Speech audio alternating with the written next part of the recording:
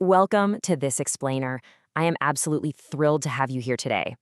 If you're someone who loves unpacking those fascinating intersections where philosophy meets massive social movements and modern politics, well, you are in the exact right place. Today, we're decoding a huge socio-spiritual phenomenon, Manav Utthan Samiti. We're going to break down their core teachings, see how they distribute this message across a sprawling nation, and then pull back the curtain on the incredibly intriguing man at the very center of it all.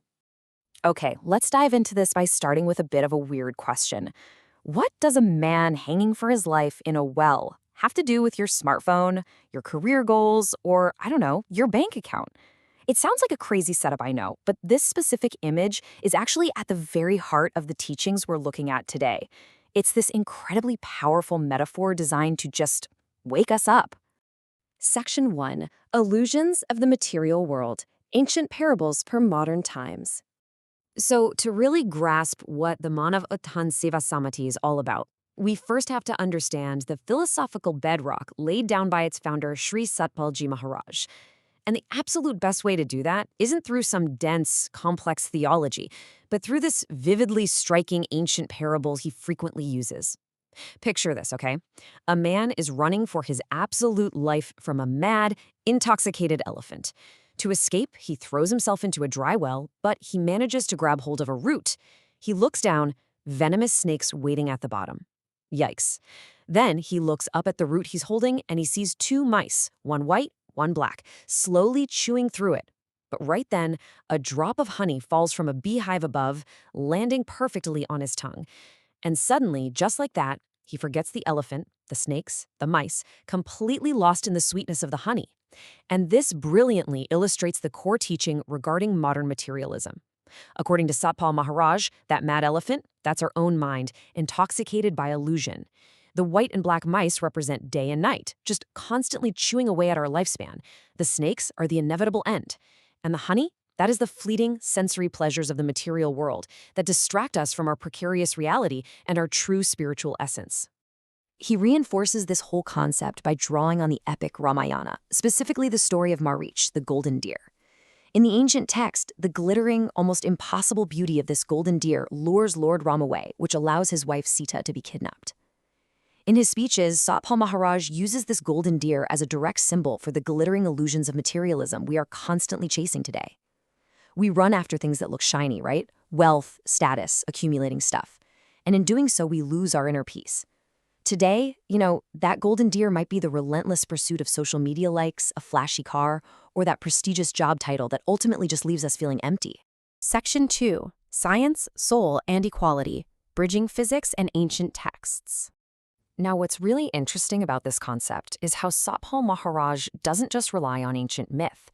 He actively seeks to bridge the gap between thousands of years of spiritual tradition and modern scientific concepts.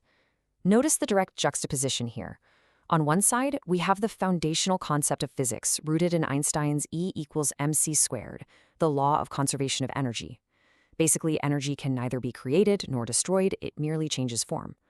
On the other side, we have the Bhagavad Gita's description of the soul, stating that the soul is immortal, indestructible, and cannot be cut or burnt. Satpal Maharaj explicitly links these two ideas, arguing that modern physics is simply finding an empirical vocabulary for what the ancient sages were already describing as the soul. It's just a brilliant way to make ancient texts relevant to a scientifically minded audience. This scientific, elemental approach also translates into a radically universalist theology. The official texts state, quite plainly, God is neither Hindu, Muslim, nor Christian. God is one and is our Father. By stripping away those denominational labels, the movement attempts to act as a unifying force, focusing on the core, shared spiritual experience rather than any sectarian divisions. And this idea of universal equality extends directly into their social teachings as well. Satpal Maharaj frequently recounts the story of Shabri from the Ramayana. Shabri was a woman of a very marginalized caste who offered half-eaten berries to Lord Ram just to ensure they were sweet. And despite the presence of high-status sages all around, Ram accepted her offering. It's a rather radical message for its time. Pure devotion completely supersedes any human-made social hierarchies or caste divisions. It's this profound message of true spiritual equality. Section 3. A vast spiritual library. Scaling the message across India? Let's move on and see how this all builds up. Having a profound message is one thing, but how does the Samiti actually get this message out to the masses? Well, the answer lies in an incredibly prolific publishing arm. When you look at their catalog distributed through platforms like Exotic India Art, this number, $11, really jumps out. That is the starting price for a vast majority of their published spiritual texts. It brilliantly highlights the organization's strategic focus. They aren't trying to make luxury items here. They're pricing these books to ensure the absolute widest possible accessibility and distribution across all economic levels. And just look at the sheer linguistic scale of this operation. Their titles aren't just limited to Hindi or English. No way. They are actively publishing in Gujarati, Oriya, Punjabi, Bengali, Telugu, and even Nepali. To put that into perspective, this proves it isn't just some localized movement. It's a massive, pan-Indian literary machine designed to cross cultural, geographic, and linguistic boundaries. They are ensuring the message can be read by everyday people in their native tongues. The breadth of topics is just as expansive as the languages, too. Their catalog covers everything from deep ideological texts and mythological stories to the exact intersections of science and spirituality we were just talking about. They also publish devotional hymns and biographies of historical saints. It is literally a comprehensive, self-contained spiritual curriculum distributed at an absolutely incredible scale. Section 4. The Guru Turned Politician. The messenger behind the movement.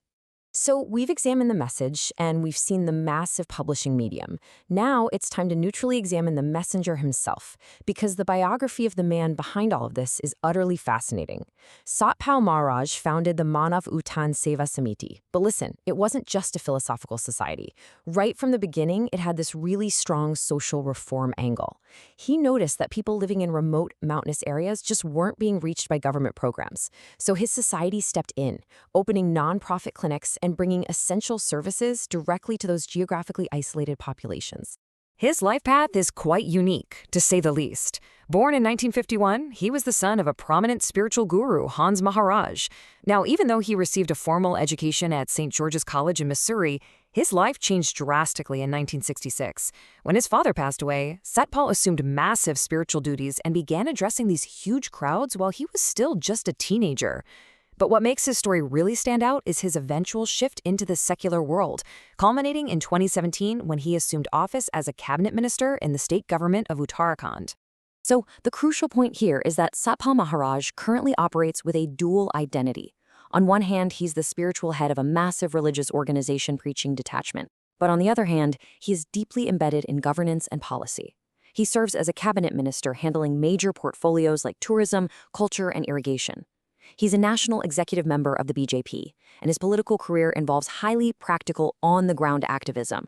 We're talking supporting the push for Uttarakhand statehood, spearheading initiatives like the Protein Revolution, and leading massive foot marches, known as padyatras, to mobilize the public. And that leaves us with a truly fascinating juxtaposition to consider. Think about it. We started with the parable of the golden deer, the ultimate warning against being distracted by the illusions of material power and the world. Yet the messenger of that very teaching has stepped directly into the ultimate arena of material power, politics. It really begs the question, can the pursuit of political power genuinely coexist with the teachings of spiritual detachment? Can one use the machinery of politics purely for social uplift, or is political power inevitably just another golden deer? Thank you so much for learning with me today. I really hope this explainer has given you the context and the framework to explore these incredible complexities on your own.